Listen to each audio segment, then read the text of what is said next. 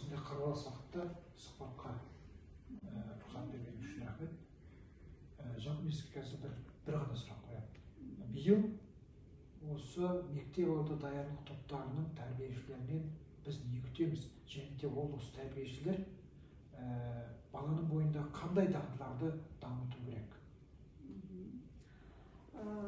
Жалпы биылғы жылдың ерекшелігі ол жаңа стандарттың қабылдануы, және де ол стандарттың ең бірінші икемділігі оның алдындағы стандарттағындай сабақ кестесін жасап қойып, сол белгілі бір уақытта 15-20 минуттың ішінде балалардың қандай да бір дағдыларын қалыптастыруды талап етпей, күн тәртібіне сәйкес күн бойында балалардың барлық өмірлік қажетті дағдыларын бәрін қалыптастыруды сол стандарттың негізінде жасалған оқу жоспарына сәйкес, оқу бағдарламаға сәйкес жүргізу. Сондықтан да тәрбиешілердің шын мәнісінде ол баланың әлі ойын баласы екенін ұмытпай, жаңағы мектептің әдістемесіне салып жібермей, сол ойын арқылы оқыту, олардың жаңағы барлық мүмкіндіктерін, қажеттіліктерін ескере отырып, шаршатпай, режимдік сәттерді де пайдаланып отырып, сол таңертеңнен кешке шейін осы бұл стандартта белгіленген бұрынғы сол жаңағы іс-әрекеттердің барлығын күні бойы ұйымдастыру болып табылады. Біздің бұрынғы стандартты жүзеге асырғанда да бір жаңағы қате түсінікке бой алдырған жерлеріміз бар. Ол біздің білім салаларының бәрін пән деп қабылдауы. Бұрынғы жаңағы стандартта да, бұрынғы бағдарламада да оларды жаңағы пән деп қабылдамай, оларды сол балалардың барлық өмірге қажетті дағдыларының бәрін қалыптастыру үшін іске асырылатын жаңағы баланың іс-әрекетін ұйымдастыруға жаңағы бағытталған жұмыс деп түсіну керек еді. Қазірде де жаңағы стандартта сол іс-әрекеттердің барлығы тұр. Мысалы үшін баланың тілін дамыту, оның сауатын ашу, математика негіздері, оны сурет салуға, шығармашылық қабілеттерін дамытуға барлығы. Енді осы жерде сөзіңізді бөлейін. Дұрыс, балабақшада күн бойы айналысамыз. Ал мектептердегі мектеп алды даярлықтарын істейміз.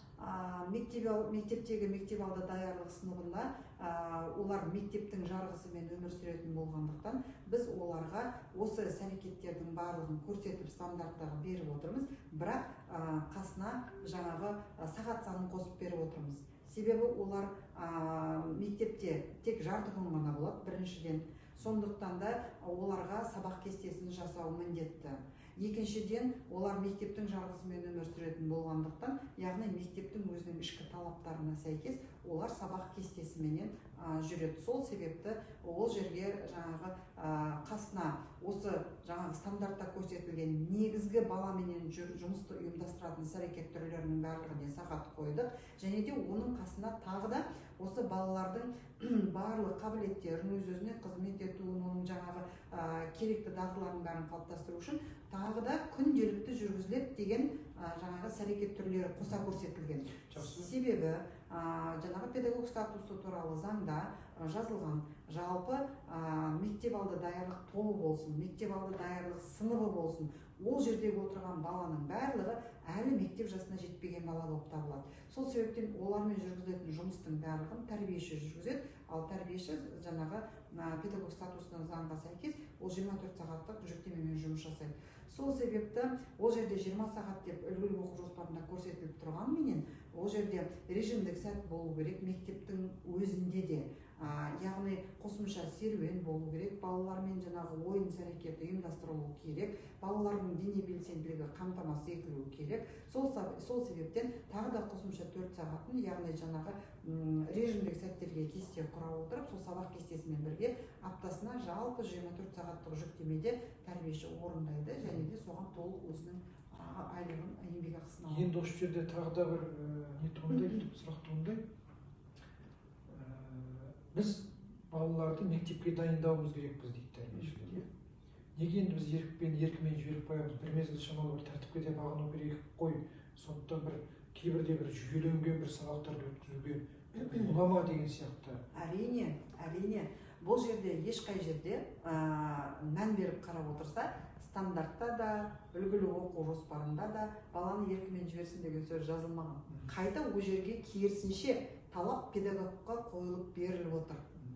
мысалға стандартты мән беріп қарайтын болсаңыздар, яғни педагог барлық іс-әрекетті баламен ұйымдастырады, педагог бағдарламада күтілген нәтижеге жетеді, педагог жаңағы мониторинг арқылы баланың ілгерілеуін бақылайды, жаңағы күтілетін нәтижені болжайды деген сияқты нәрселер. Яғни өзінің қойған мақсатына жету үшін ойнап отырып оқытады, бәрін жасайды. Және де мән беріп қарасаңыздар, үлгілік оқу жоспарында ұйымдастырылған іс-әрекет түрі деп отыр. Көрдіңіз ба? Сондықтан да оған мән беру керек. Яғни күніне 1-2 топтық жұмысты барлық баламен бірге жүргізуіне болады. Сосын кейін мысалға біз айтамыз, мысалға сурет, аппликация балаларға таңдау мүмкіндігін беруіміз керек деп. Дегенмен де мысалға баланы жаңағы 3 жастағы бала болсын, 4 жастағы бала болсын, бір мысал ретінде айтайын. Мен оны алдыменен жаңағы қағазды ұстап қиюды, немесе қарындашты дұрыс ұстауды, қағазды жаңағы көлемін дұрыс пайдалануды үйретуім керек болса, яғни техника, сурет салу техникасы, немесе жапсырудың техникасы, қайшыны ұстауды үйретуім керек болса, бүкіл баламен топты алып, бірінші сол сабақты бүкіл топпен өтеп, одан кейінгі келесі сабақтарда мысалы үшін барлық баланы алып таңдау мүмкіндігін беріп, интеграцияда жүргізуі мүмкін. Сондықтан да топтық сабақ деген нәрсе, ол жаңағы ұйымдастырылған іс-әрекет деген нәрсе әрқашан педагогпен жүргізіледі, баланы еркіне жібермейміз. Себебі ұмытпауымыз керек, құрметті әріптестер, қателеспеңіздер. Мектеп жасына дейінгі бала өзін өзі ұйымдастыра алмайды. Сондықтан да баланың жаңағы еркін іс-әрекетінің өзі ол педагогпен ұйымдастырылады. Өйткені сол үшін педагог, мысалы үшін дамытушы қадағалау. Сол үшін педагог, мысалы үшін дамытушы орта құрады. Ұйқыдан тұрғаннан кейін балалар мысалы үшін жаңағы егер де ойын бөлмесі, ойын жаңағы таңдау аймақтарға, дамытушы аймақтарға бөлінген болатын болса, мысалы үшін әртүрлі зоналарға, сол жерде ойнау үшін де алдын ала педагог оны ұйымдастырып қояды мысалы үшін. Ең бастысы біздің түсінбей жүргеніміз осы ғой. Еркімен жібереміз дегенге көбісі айтады, қалай біз еркімен жібереміз? Біз олардан нәтиже алу керекпіз. Ертең менен баланың даму картасын сұрайды. Мен сол бала дамуының картасын қалай толтырамын деген сияқты сұрақтар болғандықтан мен сізге осы сұрақтарды қойып отырмын. Сонда ең бірінші жаңағы түйін. Сонда біз бұрынғы жасаған жұмысымызды жасаймыз, бірақ оны сабақ кестесімен емес, мысалы үшін күн бойына баланың режимдік сәттерінде, басқа уақыттың бәріне бөлгенде, мақсатты міндетті яғни созамыз. Сол кезде қайта біздің нәтижеміз бұрынғыдан жақсы болу керек. Мысалға, баламен тіл дамытуды жүргізу деген баланы таңертең қабылдап алған кезден басталады ғой. Өйткені сен қалың қалай, бүгінгі көңіл күйің қалай деп сөйлесіп бастағанда кері байланыс жүрген кезден басталады. Сондықтан да осылардың барлығын күн бойына бөліп, жаңағы біз жұмыс жасаған кезде 25 балаға да көңіл бөліп үлгереміз. Маған екен жалпы уақытыңызды бөлгеніңіз үшін рахмет.